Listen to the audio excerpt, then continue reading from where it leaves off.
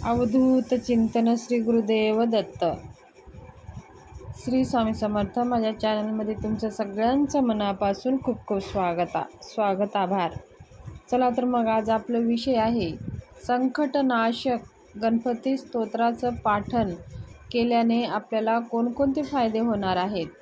आपल्या जीवनामध्ये खूप काही विघ्न आहे, संकटे आहेत, काही कार्य आपल्याला होत नाही, खूप काही अडथळे येतात, अचानक संकटे येतात, विघ्न येतात, काही कार्यामध्ये विघ्न येतात. तर असं जर जाणवत असेल आपल्या घरामध्ये किंवा आपल्या कार्यामध्ये, आपल्या नित्यजीवनामध्ये, तर तुम्ही संकटनाशक गणेश स्तोत्राचं दररोज 3 पाठ करून पहा.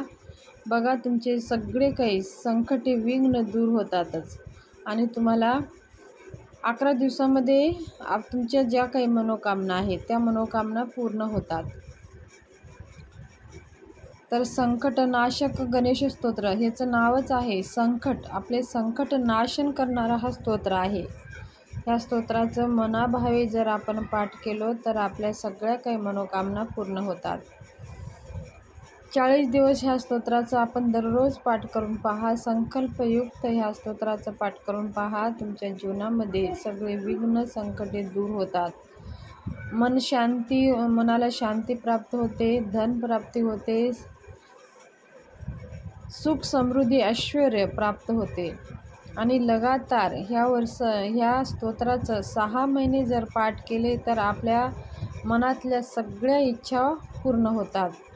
जर वर्षभर ह्या स्तोत्राचं दररोज पाठ केले तर ह्या स्तोत्रामुळे आपल्याला जीवनामध्ये कोणतेही संकटे अडथळे येत नाहीत, आपल्या कार्यामध्ये कोणतेही अडथळे येत नाहीत. म्हणून नित्यजीवनामध्ये ह्या स्तोत्राचं पाठन आवर्जून करावा. खूप छोटा स्तोत्र आहे, 1-1.5 मिनटं लागतं ह्या स्तोत्राचं पाठन करण्यासाठी. जर दररोज तुम्ही हे स्तोत्राचं पाठन केला तर तुमचं हे तोंडपाठ होऊन जाईल आणि जास्त वेळसुद्धा लागणार नाही. तर ह्या स्तोत्राचं पाठन सकाळी किंवा संध्याकाळी कोणीही करू शकता. पुरुष स्त्री कोणीही करू शकतात, मुलं करू शकतात आणि सगळे परिवाराचे मिळूनसुद्धा आपण ह्या स्तोत्राचं पाठन करू शकता. मुलांना तर आवर्जून ह्या स्तोत्राचं पाठन करून घ्यावं आणि मुलांची स्मरणशक्ती वाढते, बुद्धी वाढते, मुलं हुशार होतात.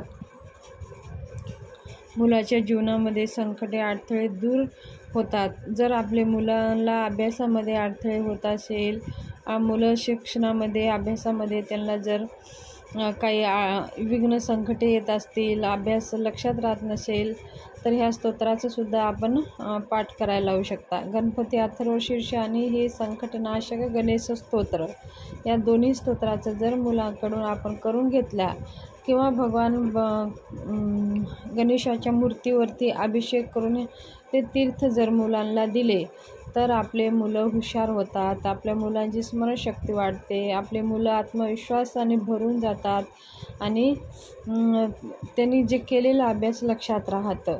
म्हणून दररोज गणपती अथर्वशीर्ष आणि संकटनाशक गणेश स्तोत्रांचा अभिषेक करून तीर्थ दररोज मुलांना द्यावे. संकल्पयुक्त करून करत असाल तर 40 दिवस या स्तोत्राचं अभिषेक करून ते तीर्थ मुलांना द्यावं आणि शक्य असेल तर दररोजच ह्या मुलांना तीर्थ देऊन पहा. बघा तुमच्या मुलांच्या जीवनामध्ये, त्यांच्या अभ्यासामध्ये किती प्रगती होईल. आणि हळूहळू ह्या मुलांकडनं सुद्धा गणेश स्तोत्र गणपती अथर्वशीर्ष म्हणून घ्यावे. हे स्तोत्राला काही नियम नाही, काही कधी वेळेमध्ये म्हणावा असं काही नाही, कोणत्याही वेळेत आपण म्हणू शकता. आणि हे गणपती बाप्पा प्रथम पूजनीय आहेत, आपले संकट विघ्न दूर करणार आहेत. आपले कोणतेही कार्य पूर्ण करण्या अगोदर आपण गणपतीची पूजा करूनच पुढे जात असतो.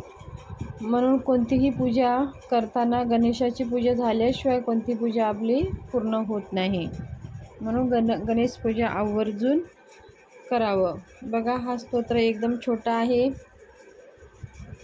प्रणम शीर्षा देवी गौरीपुत्र विनायकं भक्तावासं स्मरे नित्यं कामार्थसिद्धये.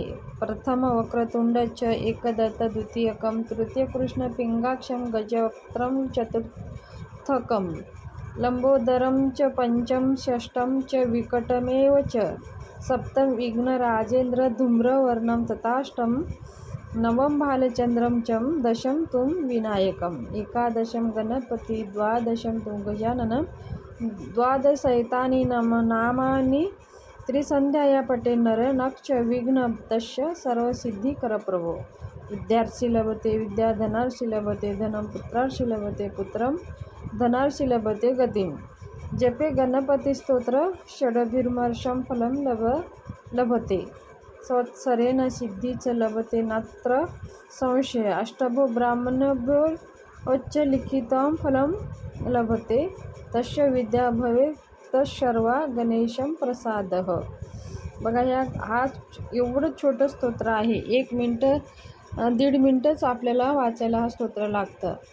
आणि ह्या स्तोत्रामध्ये भगवंताचे गणेशाचे 8 नावाचं वर्णन ह्याच्यामध्ये दिलेलं आहे. आणि खाली जर फलश्रुती तुम्ही पाहिलात तर त्याच्यामध्ये असं दिलेलं आहे. ह्या स्तोत्राचं जर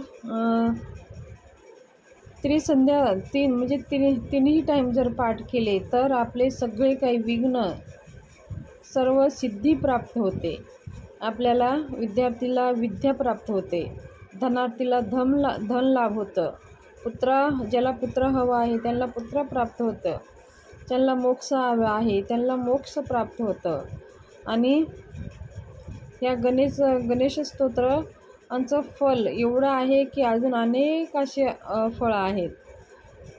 समजा आता आपली जर काही विशेष मनोकामना असेल तर ह्या स्तोत्राचं 8 वेळेस लिहून 8 ब्राह्मणाला ते पेपर दान केल्याने आपल्याला अनेक असे लाभ होतात. ह्या स्तोत्रामध्ये दिलेलं आहे. अष्टभो ब्राह्मण भयशच्च लिखित्वं फलं लभते.